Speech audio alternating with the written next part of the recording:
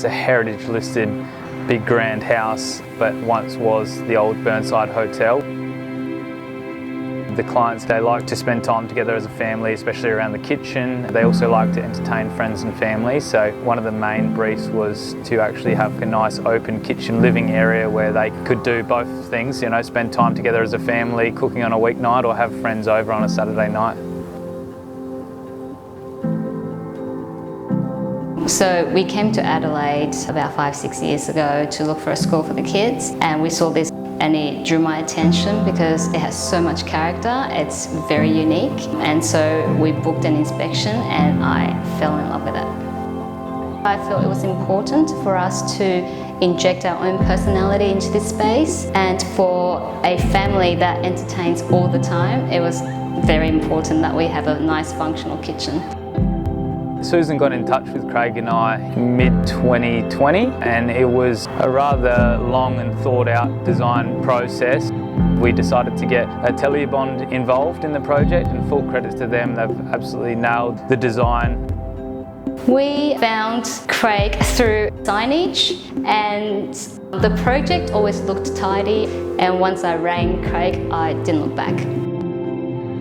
But certainly the kitchen, or the two kitchens when we first got here, they were very small, dysfunctional kitchens. Originally we had to come in here, demolish the two kitchens, get rid of the floor, get rid of the ceiling, so it was literally this one big void in the middle of the house that went from the first floor down to the cellar, and we had to put it back together piece by piece, and Harry's done an amazing job coordinating all of that.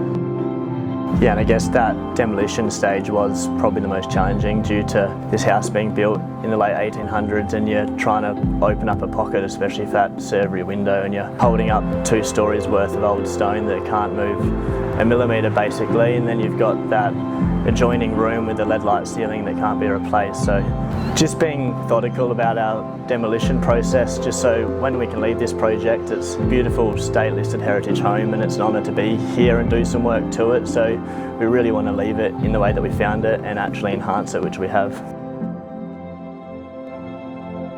The aged brass details is definitely a very intricate and fine process, and there was not many in Adelaide that would be willing to do in the high level of detail that's involved here. So credit to Glenn and Michael, who basically nailed every detail here in this kitchen, and there was a lot of engineering and design processes to go through to get that intricate detailing, but also the practicality of a working range hood and all the other features. So I love the Palladiana floor. I think it's one of a kind. The builders did an amazing job making it come to life. It looks beautiful now that it's all finished, but it was a long and tedious process. There's 3 different slabs of marble in there. We've got a Calcutta, Cesario and Elba, and they were just crazy lathed throughout the floor, and the clients were able to sort of tailor it in their way and move pieces here or there, and it was then filled in with a terrazzo infill, with mainly a dove stone throughout that, with some little gold flakes throughout, which is a nice little special touch.